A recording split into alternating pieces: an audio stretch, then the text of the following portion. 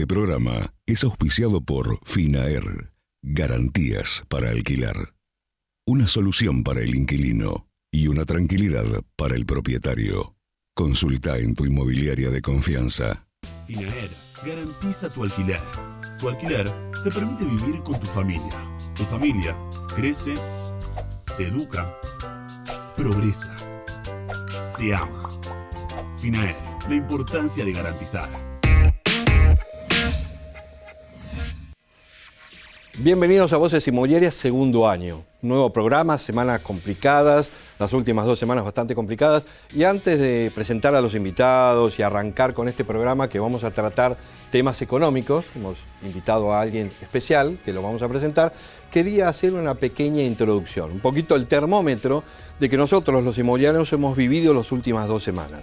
Dado que yo tengo posibilidad de asesorar empresas y hoy estoy capacitando un grupito de inmobiliarios, cada uno en un barrio distinto, Belgrano, Núñez, Caballito, y tomo un termómetro cada vez a la semana como nos juntamos, les voy a dar lo que yo viví en función de lo que pasó esta semana en el sector nuestro. Con respecto a todas las operaciones que estaban con créditos hipotecarios, desde ya la mitad o más de la mitad se han caído por una cuestión de faltante entre lo que el dólar subió, así que eso fue una mala noticia para todas las reservas que estaban en las inmobiliarias. Pero lo que sí notamos fue una cantidad de posibilidades de reserva que tuvieron los inmobiliarios, no solo la mía, sino que algunas otras del grupo, de reservas de operaciones de contado, o sea, departamentos que no estábamos vendiendo con ofertas de contado, o sea, reservas con entre un 10 y un 15%. Es evidente que la gente quizás vendió o canceló las LEVAC y se hizo de dólares y trató de ir con esos dólares y hacerlos valer al mercado con ofertas del 10 y el 15%. Algunas se cerraron, otras no, pero eso en principio fue lo que pasó estas semanas. Una charla que yo tuve con el presidente de la Cámara Inmobiliaria de Uruguay también me dio un termómetro. En Uruguay, los argentinos están llamando a las inmobiliarias que administran sus propiedades o con las cuales operan para preguntar sobre precios y posibilidades de compra de departamentos en Montevideo, donde las rentas hoy están en un 7 y un 8% en dólares, con posibilidades de excepción impositiva en las viviendas sociales y gastos menores. O sea que hay un reacomodamiento de valores en función de los inversores o la gente, o Doña Rosa, que está optando por el negocio inmobiliario como de vuelta, como un lugar de seguridad, ladrillo dolarizado. Así que ese termómetro nos tiene que poner atentos porque estos cambios van a movilizar el mercado para otro sector. Con los créditos ya sabemos que tenemos que esperar los nuevos bancos con las nuevas tasas y, bueno, tema inflación. Hoy una persona que vaya a tomar un crédito entra con una tasa mucho más cara, estará entre el 8 y el 9%, y una inflación que no era del 24%, ahora vamos a hablar con el economista, sino se prevé mucho más o se va a ser más prudente al momento de tomar una decisión para tomar un crédito. Pero el contado me parece que puede volver un poquito más fuerte de lo que fue el semestre anterior.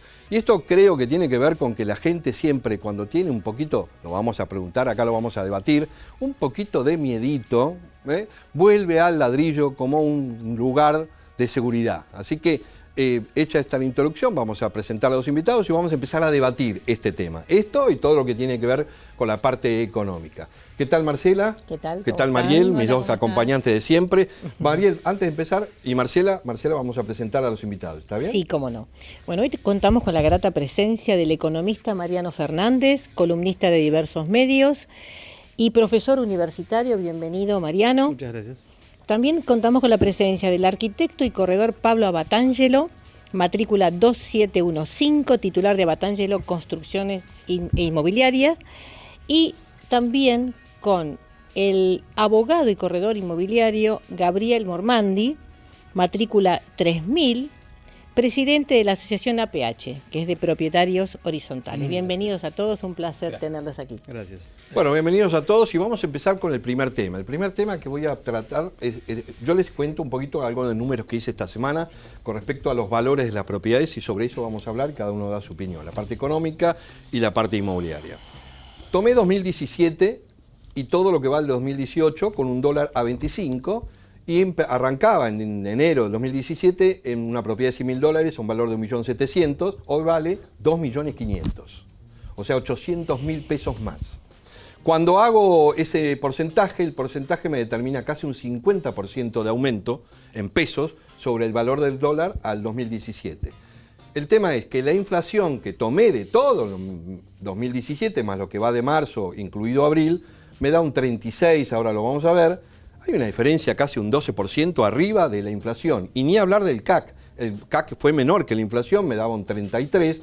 O sea que la diferencia entre el valor del dólar pasado a la inflación, estamos en las propiedades arriba, estamos sobrevaluados. ¿Cómo ven esta parte de esta diferencia del valor de dólar a los valores de inflación y CAC en este último año y medio? ¿Quién quiere arrancar? Mira, yo te puedo decir desde la perspectiva macroeconómica cuál es el diagnóstico de eso. Hablar de valores de equilibrio es muy difícil, esencialmente porque Argentina desde hace un tiempo, si no mucho, entró en una etapa compleja donde es muy difícil determinar cuáles son los valores de equilibrio de los bienes, ¿sí? Dentro de ellos de las propiedades. Como bien vos dijiste en la introducción del programa, en los momentos donde se produce un episodio de pánico, de crisis, ¿sí? En este caso tuvimos una corrida cambiaria importante, ¿sí? En donde el Banco Central tuvo que salir a asistir y perdió 7.000 millones de dólares de reserva, que no es poco, tomando en cuenta de que desde que asumió Macri la variación neta de reserva fueron de 35.000 millones de dólares, ¿no? ¿Eso qué determina? Y determina que la gente busca una reserva de valor.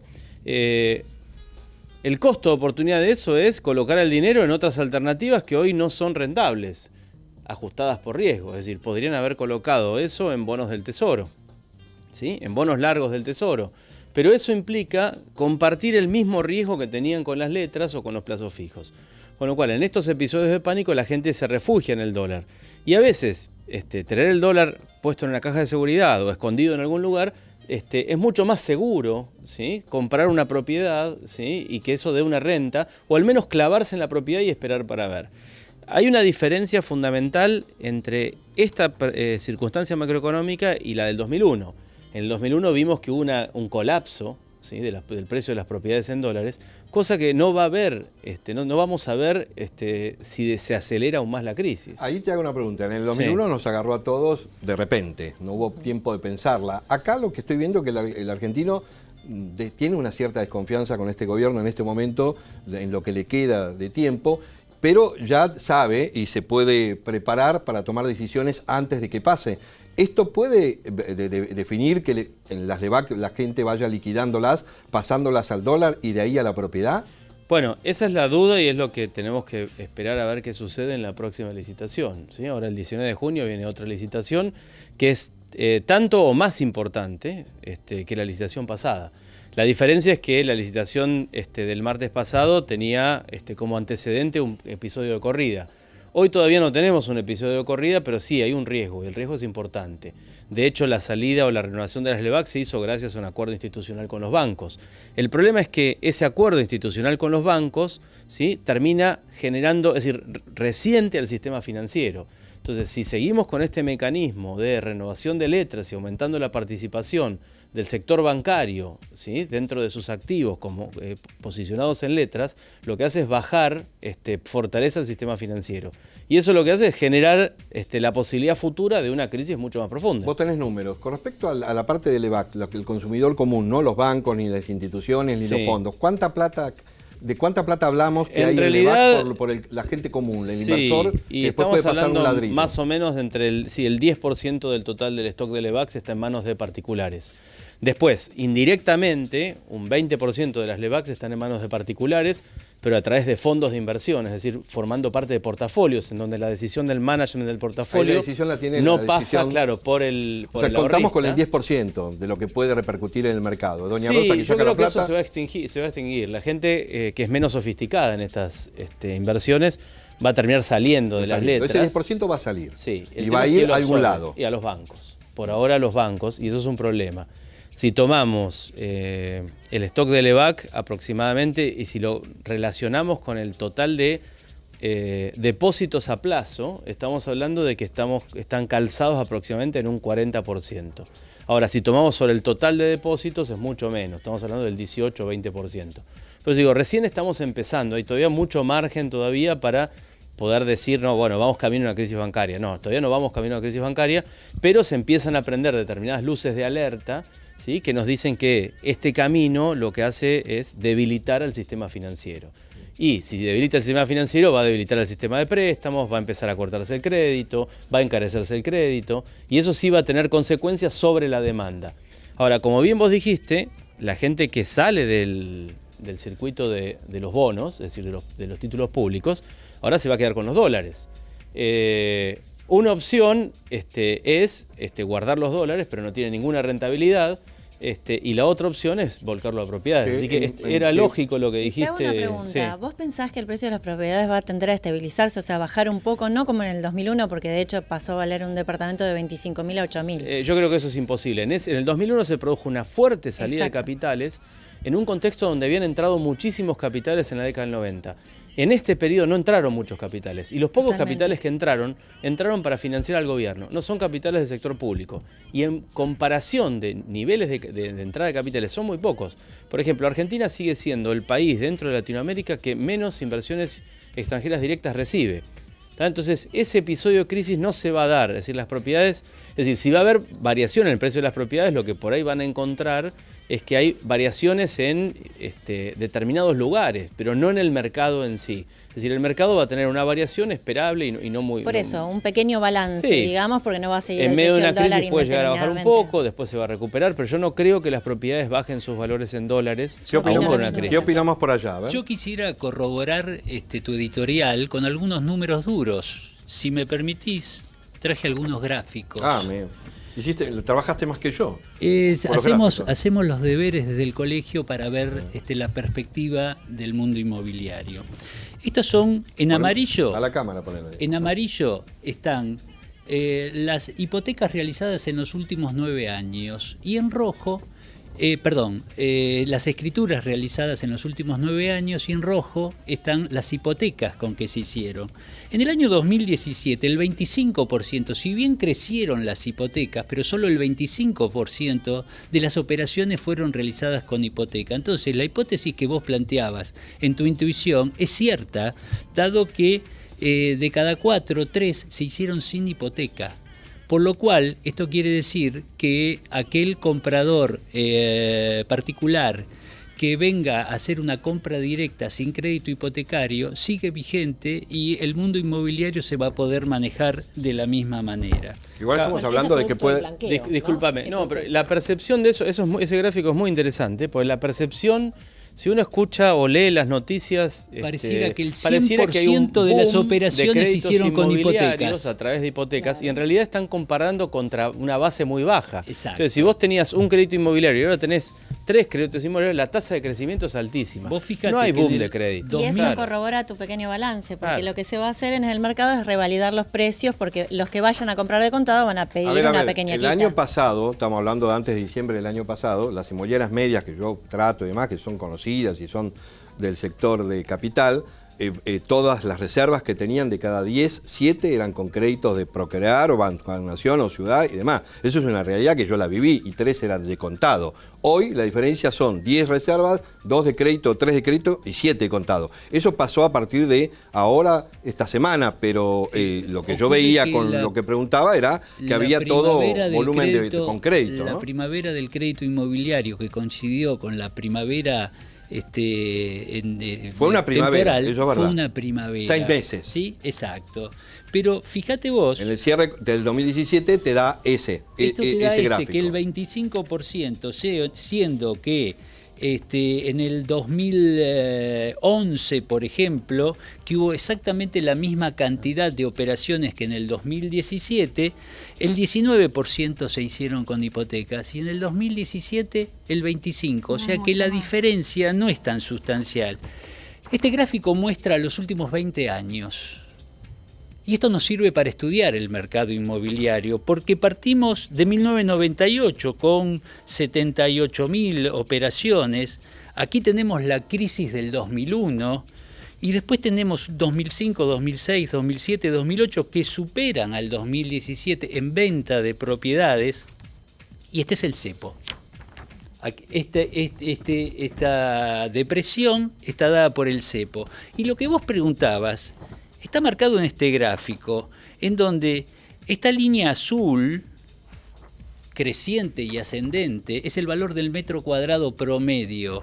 Y esta línea roja con estos vaivenes son los créditos hipotecarios. Ahí les quiero hacer una pregunta. Con respecto a los crecimiento de valor por metro en los últimos 10 años, ¿es una cosa real o es una cosa que con los desarrollos que hubo, que teóricamente iban aumentando en la medida que construían metro mes a mes, nos arrastraban en el usado y hoy llegamos a los valores? Yo siempre hago esta pregunta: ¿qué hubiera pasado si en los últimos 10 años no hubiera existido el desarrollo inmobiliario que hubo? Los precios no serían los que tenemos hoy. Serían mayores, porque la demanda hubieran hecho subir aún más los valores usados. en los usados. En los usados. Exacto. ¿No? Exacto. O sea, nosotros que estuvimos postergados mientras los señores desarrollistas vendían pozos y nosotros no vendíamos tanto, hubiéramos tenido un mercado más justo para nosotros. Sí, exactamente. Y recordemos que bueno, también el mercado de los créditos subió los precios un poco. A ver, por ahí, ¿qué opinión tenés con respecto? Porque el señor habló de los gráficos, hizo sus deberes, está todo perfecto, pero no me contestó lo que yo pregunté, que era, ¿estamos un 15% arriba a los valores de las propiedades en función de los números que yo te canté? ¿Vos que pensás que estamos arriba? ¿Que no? Yo creo que la información periodística distorsiona el mercado. Cuando en los diarios de mayor difusión sale que la propiedad aumentó un 10%, ese día mi vida es una tortura, claro, como la vida de todos ustedes. Porque todos los propietarios nos llaman, subí que la estás regalando. Pero la única verdad es cuando hay una oferta firme sobre esa propiedad. Y esa oferta firme no existe si vos le subís ese 15%. Esto es un mercado. Tenemos la tortura contraria. Ya salió en Nación que los precios se van a acomodar, como que van a bajar. Un artículo inmenso. Entonces, es una tortura permanente. Esto es un mercado de oferta y demanda. Sí. El otro día Gustavo Ortolá dijo que en Capital, publicado en los portales, había más de 350.000 propiedades. Y lo que te marca ahí, las escrituras de este año van a llegar ¿a cuánto en Capital? ¿70.000, 80.000? ¿Qué número te da? 75, las del año 2017 fueron 63.000. Ponele que este año suba un poquito a 70. No creo. Bueno, 60. Sí. 60 de 350.000, eso determina que las propiedades... Tendría que haber otro número para decir que las propiedades están en alza. O sea, las propiedades no suben si la demanda... es 60.000 y la oferta son 350.000. Porque hay un montón de propiedades que no se venden. Es así. Tenés que ver también qué tipo de propiedades son las que están hablando, que están tomadas por crédito y cuáles son las propiedades que se venden de contado. Pero cuando hablan de estos valores, hablan tomando los conceptos de lo que es a estrenar o lo que están los desarrolladores que construyen. Está bien, no sé si toman lo usado, porque no sé a quién le preguntan para determinar ese aumento de valor. No sé, ¿al colegio le preguntan? No solo no le preguntan al colegio, sino que esos indicadores por barrios que dicen mínimo y máximo no tienen absolutamente nada que ver con la realidad. Son de publicación. En general, lo que sucede con los medios periodísticos es que toman decisiones en función de muestras puntuales que no sirven demasiado y no tienen ningún método científico. Aparte ha cambiado la forma de tasar las propiedades. Antes las propiedades se tasaban hace muchos años de acuerdo por el metro cuadrado por el barrio. Hoy ya esto no existe más. Hoy la propiedad tiene un valor determinado en función de una característica particular que quizás no lo tiene del frente ni del lado. Pero también hay que entender que en eso hay siempre está la cola de la política, porque en un contexto donde uno va a prever que el crédito hipotecario va a desaparecer o va a disminuir, ¿sí?, su ímpetu, hay que mostrar alguna señal de que los precios tienen que bajar y no tienen nada que ver con el mercado. Primero, está sobreestimado el valor de los créditos hipotecarios sobre el total de las ventas de propiedades. Entonces, para muchas personas hay un boom inmobiliario basado en las nuevas estructuras de crédito de los bancos, cuando en realidad eso no mueve el amperímetro del mercado. Es decir, recién estaban empezando a crecer y después de estos episodios de pánico, esos créditos se van a esplanchar, ¿sí? Vamos a volver de vuelta a un estancamiento. Vos mostraste un gráfico muy interesante de la cantidad de operaciones, y lo que muestra esencialmente lo que le sucede a Argentina desde hace mucho tiempo. Estamos estancados. Si uno mira eso, ¿sí?, y lo compara con cualquier país del mundo, encontraría que hace 20 años la cantidad de operaciones sería un 30 o un 40% más baja. En Argentina son el mismo número de operaciones, al mismo valor. En el medio hubo inflación en dólares, en el medio hubo valorización del dólar, hubo cambio del tipo real de cambio. Significa que Argentina está estancada. Y el efecto del cepo es muy interesante porque el cepo lo que generaba era retracción de oferta. La gente no podía hacer nada, pero tampoco vendía su propiedad, o como seguramente vos dijiste, elevaba el valor de la propiedad o la mantenía y no había oferta. Entonces ese precio es irreal. Es decir, yo puedo vender un Renault 12 modelo 1975 en $70.000 porque tiene 5.000 kilómetros, pero nunca voy a encontrar a nadie con quien se va a casar con ese auto. Significa que está sacado de la oferta. Sí, igualmente me gustaría aclarar que los precios que realmente han subido han sido de propiedades de menor valor. Las propiedades en Puerto Madero, yo he visto operaciones en realidad donde he participado, han bajado muchísimo. Bueno, y eso, siempre hay mercados particulares. Cuando uno baja a la micro sobre mercados especiales y particulares, siempre ahí sí hay variaciones de precios relativos, que están influenciadas por muchísimas cosas. Por ejemplo, esto es aplicando la teoría. Puerto Madero hoy está bajo obra. ¿Sí? A una empresa que se le ocurra poner una oficina en Puerto Madero, lo piensa 2 veces, porque está pagando muy caro el metro cuadrado, ¿sí? Y encima no tiene garantía por mucho tiempo de cuándo va a poder estacionar, cuándo va a poder hacer las reuniones, con lo cual si tomo una decisión, la decisión va a ser me voy a otro lado y espero. Sí, no, pero yo hablo de propiedades terminadas, ¿eh? Realmente no, la merma en los precios es impresionante. Claro, el problema son los accesos, el paseo del Bajo que se está construyendo, que te limita, claro, que limita el acceso a Puerto Madero. Entonces, si los precios estaban a un nivel determinado, esos precios transitoriamente caen. Además, ¿Por qué? Por eso hoy es son los elefantes blancos que les llamamos en la inmobiliaria, o sea, son las grandes propiedades que ante cualquier fluctuación bajan de precio o se acomodan. Es un gran negocio. Muchas de esas propiedades se utilizan como renta para empresas. Exactamente. Entonces, si uno compra una oficina en Puerto Madero y la va a rentar a una empresa, el valor de la renta disminuye dramáticamente porque no se puede estacionar. Bueno, volvamos al tema del dólar. Yo quiero preguntar ahora que tenemos el economista, no sé si va a animarse o no, pero hay un dólar futuro. Bueno, los mercados hablan de dólar futuro y de operaciones de dólar futuro, así que hay. ¿De qué número están hablando? Y estamos hoy? hablando arriba de 30. ¿sí? Bueno, vamos esta empresa, como se llama la Rosarina, Forex. El año pasado dijo dólar 19 futuro y la pegó, terminó en 18, 19. Ahora está marcando este dólar que manifiesta 30. Entonces pregunto, si nosotros que estamos en un mercado que lamentablemente en capital nos manejamos en dólares, y tenemos un dólar a 25 con un desfasaje que marqué entre lo que hablé cuando arranqué y un dólar a 30, ¿cómo nos preparamos para avisarle a los propietarios que las contraofertas van a ser más grandes o que tenemos que bajar los valores? ¿Alguien me puede explicar cómo vamos a manejarnos si el dólar termina en 30 como lo están pronosticando? Pero hay que pensar en dólares. No hay que decir, de hecho, ustedes lo saben. Ustedes las propiedades, la mayoría de las propiedades se piensan en dólares. Seguramente las propiedades que no se piensan en dólares es un terreno en el segundo cordón del conurbano. ¿Por qué cuando decís las propiedades se piensan en el interior venden en pesos las propiedades? No, en Rosario depende del tipo de propiedad. No, hay provincias que están pesos. Depende del tipo de propiedad. Los desarrollos se hacen en pesos y se venden en pesos. Yo no conozco el mercado, pero analizando la teoría económica diría, en un pueblo de la provincia de Buenos Aires, ¿sí?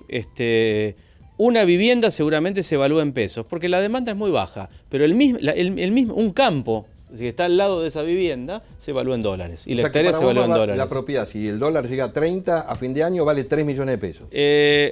En dólares vale lo mismo que valía antes, con una diferencia más 5, menos 5, en función de lo que de la particularidad de cada mercado. ¿Pensamos en dólares o pensamos en pesos? Eso es lo que hay que hacerle entender a nuestros clientes también. O dolarizamos o que las propiedades se piensan en dólares. La gente las piensa en dólares. Pero en el mercado nuestro, ustedes son corredores. ¿Cómo viven estas? Hemos vivido la situación del dólar con los créditos, se nos han caído todas las operaciones. ¿Cómo vivimos el crecimiento del dólar en función de nuestro mercado? Él, como economista, lo manifiesta otro problema, que es un problema de demanda. ¿Sí? El problema de la suba del dólar es un problema de demanda para los tomadores de crédito. Porque si se produce un descalce entre lo que ellos ganan y la cuota que tienen que pagar en el crédito, entonces ahí disminuyen la demanda de créditos. Y ese sí es un problema. Sí. Por ejemplo, la propiedad, ¿se acuerdan en los años 90? Sí. Un crédito se tomaba a 10 años, un 2 ambientes. Exacto. Mi hijo compró un departamento, lo dijo en todos los programas, y hoy compró la misma propiedad que yo compré y hoy tiene 30 años para pagarla. Esa distorsión en dólares... Pero ocurre lo siguiente, Marcelo. No es justa para mi hijo, ¿no? Si nosotros tomamos los estratos socioeconómicos, ¿cómo está compuesto la sociedad argentina? Vemos que el 50% está compuesta por clase baja y por baja superior. Estamos hablando de menos de 20.000 pesos, menos de 10.000 pesos. El 50% no tiene acceso a una vivienda digna. Después tenemos un 28% que es la media típica, entre 20 y 40.000 pesos. Y acá está el problema. Hemos tenido, y todos hemos recibido en nuestras oficinas, una gran cantidad de familias homoparentales, ¿sí? Y no sé por qué, no soy sociólogo, la mayoría mujeres, de entre 25 y 35 años, que accedieron a estos créditos, chicas que están ganando 30 y pico, 40 mil pesos, viven con los padres, pueden ahorrar y accedieron al crédito hipotecario, UVA o Procrear. Lamentablemente, si este despegue del dólar y esta gente sigue ganando en pesos, hace que cada vez se les aleje más la posibilidad. Es imposible llegar a la vivienda. A ver, entonces tenemos que tomar una medida. ¿Por qué no podemos pensar en uvas? Sí, bueno, pero el UVA... ¿Por qué no podemos pensar el UVA sería en una economía necesitamos estabilizar la economía. Tenemos una microeconomía. El gobierno se equivocó. Claro. Abrió la posibilidad de los créditos indexados, ¿sí? por valor UVA en un momento en donde no tenía claro que la inflación iba a bajar. Entonces, en un contexto donde hay volatilidad de la tasa de inflación, un año 40, el otro 25, este año será 30, eso destruye al mercado. ¿Sí? Y destruye la posibilidad y las ilusiones de estas personas que toman un crédito, y ni hablar de las personas que ya tomaron un crédito. Terrible. Y que bajo determinadas circunstancias el valor de la propiedad, el valor del crédito supera el valor actual de la propiedad. Exacto. Porque la tasa de crecimiento del crédito supera la tasa de crecimiento del valor de la propiedad. Entonces tomaron un crédito en dólares, la propiedad estaba valuada en dólares, y hoy si tuvieran que cancelarlo, porque se divorcian por ejemplo, entran en quebranto, porque tendrían que pagar más de lo que vale la propiedad. Exacto. Eso no se habla, casi en la prensa no está, nadie lo dice, pero ese es un grave problema. La solución de los bancos a esa, ¿cuál fue? Que fue lo que abrió el gobierno, abrió la cancha para eso. Extendamos el plazo. ¿A cuánto tiempo podemos extender el plazo? ¿A 200 años? ¿Sí? Si sigue el desequilibrio, vamos a tener créditos a 200 años. Significa que va a haber un quebranto sobre esos sistemas. Por eso, y no es casualidad, que el sistema bancario se quiere sacar de encima esos créditos y venderlos. ¿Y a quién se los va a vender? Ese es el problema. Claro. No, a las compañías de seguros. Argentina, que por eso dejaron que las compañías de seguros les prohibieron a las compañías de seguros comprar letras, para que empiecen a comprar papeles securitizados de los créditos UVA. Con lo cual le trasladan el problema a las compañías de seguros. Bueno, sí, vamos. Las compañías van a hacer negocio, ¿no? Tampoco son tontas las compañías de seguros. Que van a hacer negocio las compañías. Es un negocio de riesgo muy complicado. Es un negocio. ¿Sí? Perdón, vamos a ir a un corte, tenemos que hacer publicidad y volvemos y seguimos discutiendo los temas interesantes que estamos tocando. Así que vamos a un corte y enseguida volvemos. No sé qué es.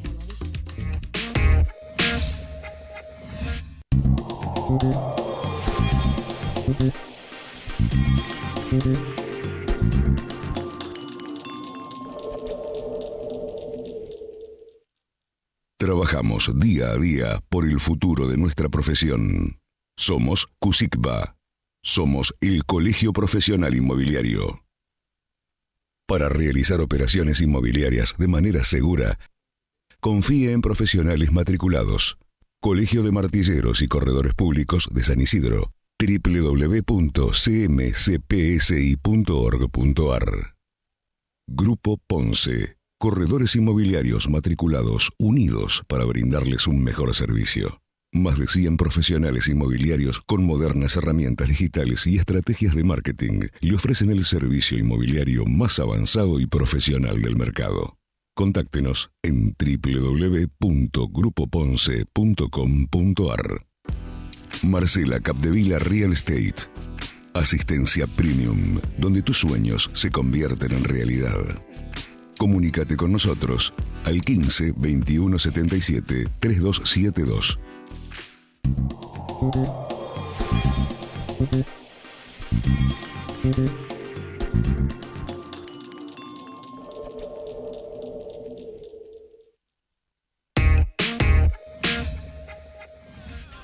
Bueno, estamos de vuelta y seguimos con esta interesante charla entre economía y tema inmobiliario. Hay una cosa que me gustaría tocar del tema, es el tema renta. Hoy en el negocio de la inversión y la renta. Arranco con esto. Hoy la renta, para hacer un comparativo, nuestra, estamos en el 3%, 4% anual del valor de la propiedad. No sé cómo impactó el dólar en esto, pero estaba dándome esos números. Y en Montevideo están en un 8%. ¿Por qué esta diferencia? ¿Quién quiere arrancar con el tema renta? Yo creo que cuando escuchaba la situación de cómo son los inmuebles en Puerto Madero y las dificultades de acceso, que con esto hay una disminución de la posibilidad de la renta, también digo, si bien es cierto que los inmuebles es un refugio de valor histórico en la Argentina, eso no cabe duda porque esto ha sido así siempre, justamente por los grandes problemas que hemos tenido en los últimos 70 años, también es cierto que mantener a un departamento cerrado es un gran costo. Entonces, si hay que alquilarlo, también hay que mirar cuánto es el valor que se paga de las expensas, que no es un tema menor, porque la rentabilidad de los departamentos ha disminuido en función de ese costo. Ahora, por supuesto, tiene mucho que ver el tema de los aumentos de las tarifas, los aumentos de los impuestos y demás, pero el tema de las expensas es un tema que tiene un impacto fantástico, porque muchos departamentos se están alquilando por mucho menos valor real de lo que debería ser por el metro y la zona, en función de lo que se termina pagando por expensas. Entonces, la renta que obtiene quien tiene depositado en un departamento $150.000 en un lindo 3 ambientes ubicado, va a tener que quizás cobrar mucho menos de la mitad de lo que corresponde, porque el 70 o el 80% en algunos casos se lo lleva dentro del rubro de la expensa, se lo está llevando el encargado con los aportes y contribuciones que se hace de parte del consorcio. Con respecto a eso que afuera de cámara estuvimos hablando un poquito del tema de encargados, hay algo que yo no sabía, creo que, no sé si lo saben los demás, que vos manifestaste de que ¿no es obligatorio tener un encargado en el edificio? No, no es obligatorio. ¿Lo podés aclarar? A ver, la ley de creación de la figura del encargado es del año 1948, cuando tampoco existía todavía la propiedad horizontal. En aquel momento, las personas que trabajaban haciendo mantenimiento y limpieza en empresas, o en este caso edificios que no tenían destinos comerciales, se los categorizó como empleados de encargados de edificio. Ahora, es un mito popular que construir un edificio necesariamente debe tener un encargado. En ninguna parte es obligatorio tener un encargado. Pero todos los edificios tienen encargado. Pero todos los edificios tienen encargado porque se han encargado durante mucho tiempo, valga la paradoja, de haber instalado en la sociedad que tener un encargado, un edificio es una obligación. Pero y no es un una encargado obligación. Encarece las expensas. Hoy por hoy, creo, no sé qué porcentaje. Pero vos estás manifestando que todos tenemos encargado y todos estamos teniendo expensas altas en algo que no es obligatorio y que se podría poner con una personal de limpieza. Eso realmente no sé si alguien sabía de eso. No solamente esto, sino que por el Código de Edificación de la Ciudad de Buenos Aires, por determinadas características en metros o en pisos y demás, es obligatoria la construcción de un inmueble destinado a la portería, pero no es obligatorio tener un portero. Esta es la cuestión más interesante. Nosotros ahora desde la asociación le presentamos al Gobierno de Ciudad de Buenos Aires, dentro de toda la modificación del proyecto de edificación, es la no obligatoriedad de parte de las constructoras de construir una propiedad, sino simplemente nada más un vestuario, lo cual para las constructoras lo han visto, digamos, con mucha alegría esta situación. ¿Por qué? Y porque ahora los metros que se destinaban a eso se pueden destinar a metros de renta, a metros de rentabilidad.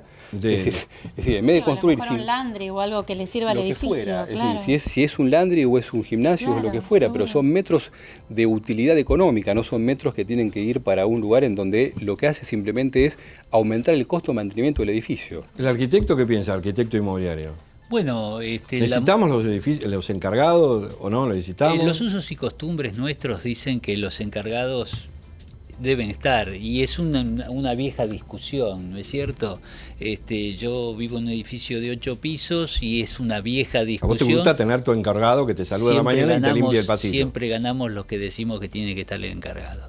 ¿Sí? La confianza, el movimiento de los autos. Esto es una costumbre. Es una costumbre. Aunque no sea obligatorio, como lo manifiesta él, es una costumbre del argentino tener un encargado en el edificio. Bien, pero es bueno aclarar que es una costumbre y no es una regulación válida. No es una obligación. Claro. Fundamentalmente no es una obligación. Ahora, la decisión de un grupo de consorcistas de tomar un encargado o tomar 5 encargados es la decisión soberana de los propietarios. Exactamente. Ahora, que esos propietarios sientan la obligación de tener que tener un encargado porque creen que hay una ley que los inhibe para eso. Esto es muy sencillo, darse cuenta que no es obligatorio cuando a cualquiera quizás de nosotros o a gente conocida le ha ocurrido que el encargado se jubila, el encargado se murió y la gente está pensando en qué hacer ahora. Exacto. Hay muchos que no lo reemplazan. Entonces digo, es sentido común. Si no tengo obligación de reemplazar al que no está, ¿por qué tuve que tenerlo desde el comienzo? O sea que igual debe haber mucho desconocimiento sobre eso. Pero los administradores de edificios no se lo dicen a su consorcio, no se lo dicen a su copropietario. Esto no es información que se corra del administrador a los propietarios. Los administradores de los consorcios son también una particularidad dentro del mundo inmobiliario y dentro de lo que son los departamentos. Realmente es un poco complicada la actividad de los inmobiliarios, cómo se nos mezcla. Es un tema picante. Es un poco complicado. no me quisiera meter demasiado en ese tema, pero... Monopolio tapa monopolio. Es complicado porque los administradores en realidad a veces, a ver, cuando un edificio se empieza a construir, a la primera administración la pone la constructora, con una reserva de por lo menos 1 o 2 años que aparece en el propio reglamento de copropiedad. Es un instrumento público, no se puede modificar. ¿Quién pone al encargado? Y lo pone la constructora. ¿Y quién lo pone a la constructora? Lo pone al administrador, y son todos juntos, todo lo mismo. Es decir, hay como un comienzo bastante enfermo con relación a la situación, que después, listo, la constructora vendió con el administrador que ya conoce y con el encargado que pusieron.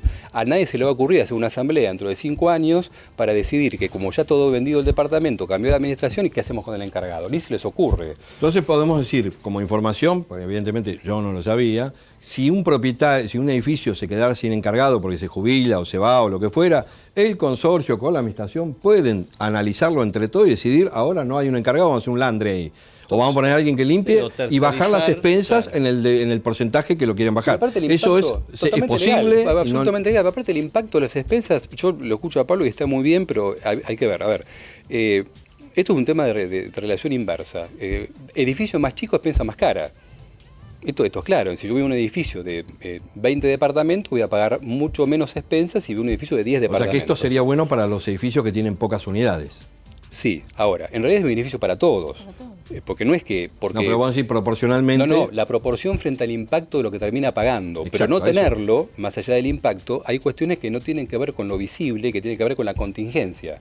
Por ejemplo, vacaciones, aguinaldo, enfermedad, todo eso es reemplazado por el propio empleador que termina siendo el propietario del consorcio, así que lo termina pagando igual, no importa del modo que se termina repartiendo. Porque cuando se enferman tenés que ponerle un reemplazo pago. Es decir, todo esto forma la parte vivienda que le estás dando. Con un mercado secundario, con seguros, un mercado más desarrollado, todo eso podría incluso bajar su costo. Si me tengo que meter en algo que... Y por eso las expensas son tan caras, por eso a veces representan el 70 o el 80% del ingreso y del total de dinero que se maneja de manera frecuente, de corriente. Estamos hablando que un encargado tiene el doble del valor de la antigüedad que cualquiera, es decir, si es el 1%, ellos tienen el 2%, quiere decir que en algún momento un empleado de media jornada va a ganar más dinero por antigüedad que por salario, más allá de todos los pluses que tienen del movimiento de vehículos, jardín, separación de residuos, mantenimiento de la pileta en el caso de que lo haya, etc. Todo esto forma parte de situaciones que han logrado a través de negociaciones que hicieron con el sindicato, y como yo lo dije y lo escribí hace un tiempo también, me parece que las negociaciones fueron muy buenas para que el encargado obtenga un montón de beneficios, pero fueron tales esos beneficios que han excedido a la conveniencia. Entonces, estar hablando de pensar en reemplazar al encargado no es porque quieren que se queden sin trabajo, porque no les pueden pagar y frente a la oferta de tener el mantenimiento como situación tercerizada, es la opción. Entonces, si no hubiera habido tanto abuso de parte de la negociación colectiva, hoy nos encontraríamos frente a un mercado que no estaría discutiendo si pongo o no pongo un encargado, lo dejo de poner, porque no tendría una contraoferta. Claro. Bueno, volvamos un poquito a la economía. Le quiero preguntar al economista a ver si se anima a darnos... Ya le preguntamos al dólar futuro, dijo algo. Sí, los pronósticos, no es serio dar pronósticos. El economista, no tengo la bola de cristal, no quiere responder a... ¿Cómo estamos y a dónde vamos desde el punto de vista personal en lo que es esta política económica de este gobierno? Y yo soy muy pesimista. Muy pesimista. Cuando uno mira el equilibrio general, encuentra desequilibrios en muchos lugares. ¿Pesimista a corto plazo o a largo plazo? A corto plazo, a mediano plazo y a largo plazo creo que ya no podemos ni pensar. En Argentina no se puede pensar a largo plazo. Es decir, estamos pensando ahora en 30 días, a ver si la próxima licitación del EVAC se va a hacer con éxito o no. Y tenemos que definir el éxito, porque volver a renovar las letras al 40% implica un deterioro del nivel de actividad, porque esa tasa de interés se consolida como tasa de interés de mercado y eso se transfiere a toda la cadena de pago. Con lo cual es grave, estamos en una situación muy compleja. A mí me gustaría saber cómo se hace para salir de una crisis haciendo lo mismo que se ha hecho para llegar a ella. A ver, no entendí. ¿Cómo? Claro, estamos haciendo prácticamente lo mismo. Pero ¿cómo hacemos para salir? Es que no salimos de esa manera. Es que no salimos. Es decir, lo que vamos a hacer es agravar aún más el problema y en el momento en que esto explote de manera no controlada, los costos van a ser mucho más altos. Es decir, costos en nivel de actividad, costos en redistribución del ingreso, costos sociales, es decir, los costos son más altos, todo por evitar hacer el ajuste donde realmente había que hacer el ajuste. Cuando arrancó el gobierno con el blanqueo, cuando empezó y hizo el blanqueo que el gobierno anterior realmente no logró. Fue un blanqueo importante, hubo una participación. ¿Eso fue por miedo impositivo o fue por confianza? Sí, genera inconsistencia, es un tema de flujo y stock.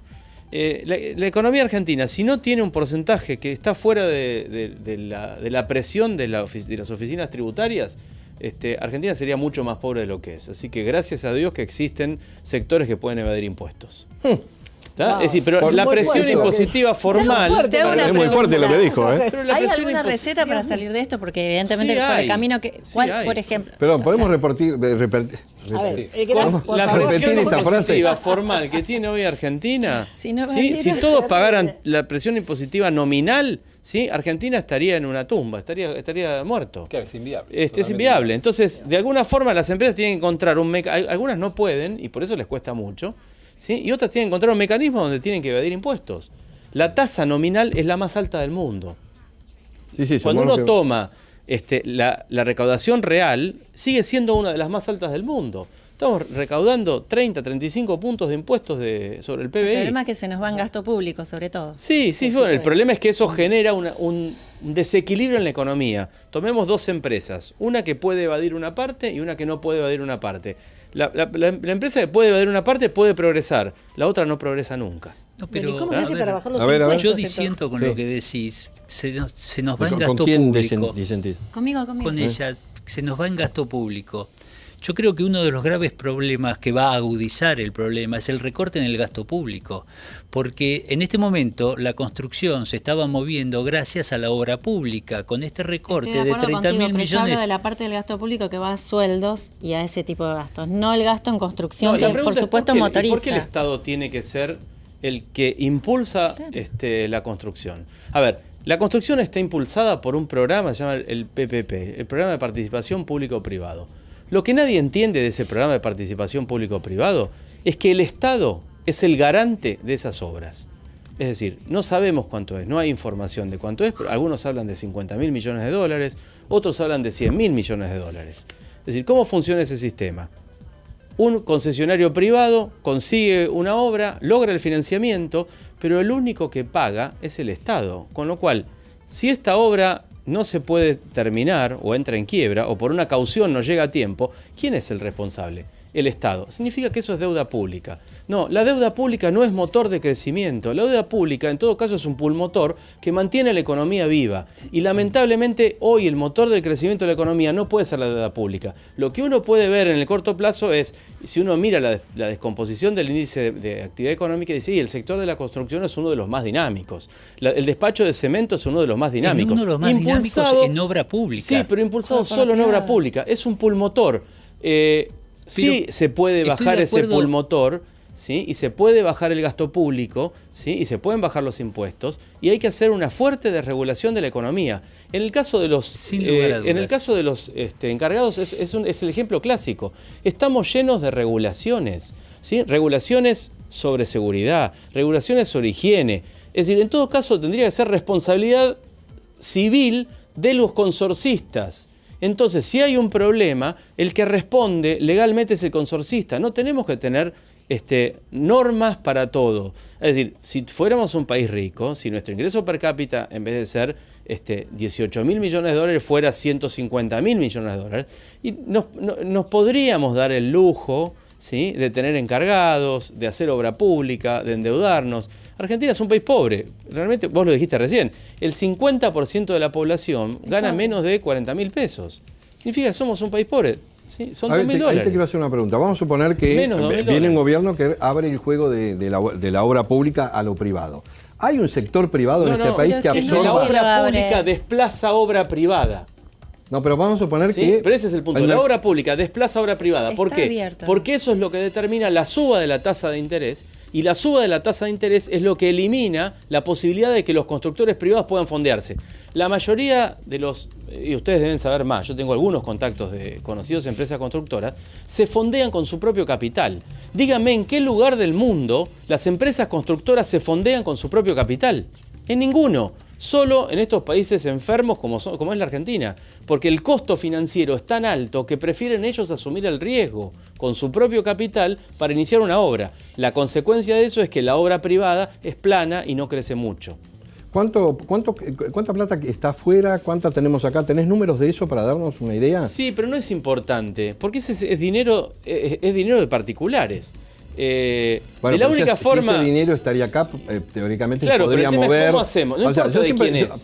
Yo te hago una pregunta. O sea, yo conozco gente que tiene la plata afuera y a veces le he preguntado en un café, le digo, pero escúchame, ¿por qué no la traes y no la invertís en un Starbucks, para no te comprar una... Perdón, no puedo decir marca, no puedo decir... Pero accionar algo para que le dé el trabajo a los demás. ¿Por qué no te animás a mover la plata del punto de vista de...? Argentina es un país riesgoso. ¿Sí? Iniciar un emprendimiento en Argentina es una tarea de riesgo. Es como salir desnudo pero y sumarle la aviación tributaria de la que hablaba. 2003, 2004, toda la plata que teóricamente estaba afuera, que se ha habido de 2001, volvió para construir. No volvió. Eso se ve en la cuenta corriente, en la balanza de pagos. No volvió. Es más, muchos declararon su cuenta y quedó afuera. Claro. Todos los desarrollos que hicieron con inversión privada de gente, inversores, de amigos, conocidos que tenían la plata afuera y la traían para hacer un edificio, para comprar en pozo y demás. Hay mucho dinero fuera de argentinos. Hay arriba de un PBI. Una parte afuera movilizó el desarrollo de esa gente que tenía plata afuera. Una parte. Yo siempre lo que explico por qué la otra parte no lo hace cuando realmente. Por un tema de riesgo. La riesgo no, porque la gente que invirtió en la primera etapa después del 2001, el desarrollo, le hizo una muy buena diferencia a la inversión. Ganó muy buena plata. Después se paró con el campo y demás, pero ganó plata. Entonces, ese sí. Cuando se toma una decisión de una inversión, se toma la decisión en el momento T para T hacia el momento N. Cuando evaluaron la posibilidad en el 2001, no tenían en claro de que esto se iba a recuperar rápido y que los precios se iban a recuperar, con lo cual sí estaban corriendo un riesgo. Tomaron un riesgo, como toda inversión.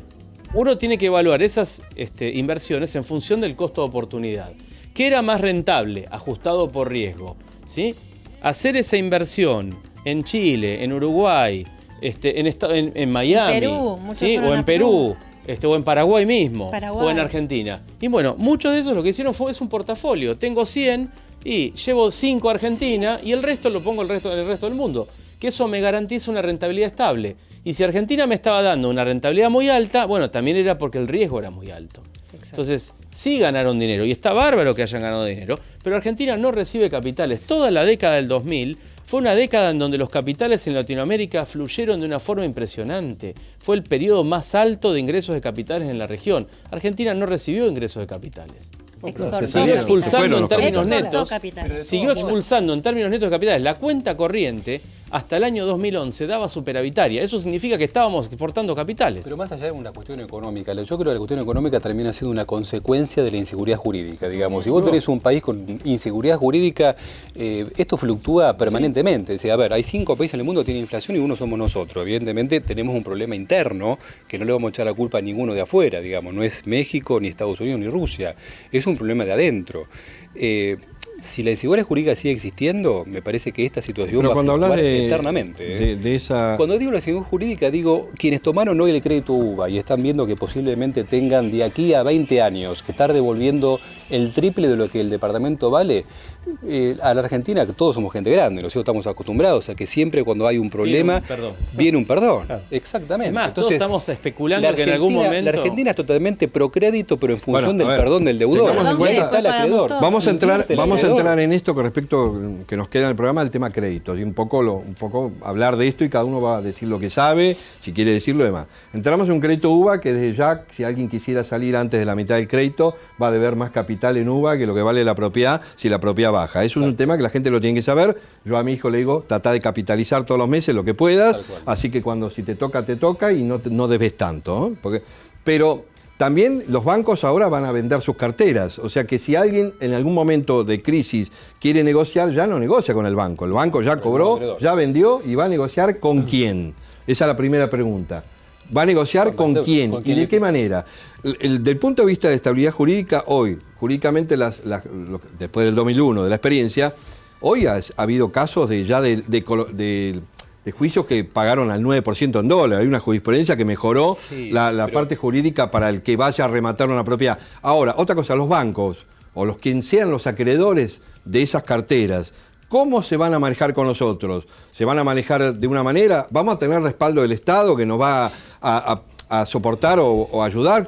¿Qué es lo que viene? Te lo voy a responder de la experiencia profesional como abogado, además de como corredor, como abogado, te voy a decir. Independientemente de coincidir que siempre después de cada crisis viene un perdón para el deudor, también es cierto que los bancos no se especializan en la compraventa de inmuebles. Es decir, no es negocio para el banco ejecutar un departamento porque en realidad no tienen un departamento de ejecuciones. En realidad se dedican a prestar plata y a ganar. Venden la cartera, como hace cualquier banco cuando no te cobra la tarjeta, le vende la cartera a un estudio jurídico para que nos llame por teléfono y nos cobre. No, la cartera no se la vende en estudio jurídico. El estudio jurídico es contratado por el tercerizado que compró la cartera, que sigue siendo un negocio financiero.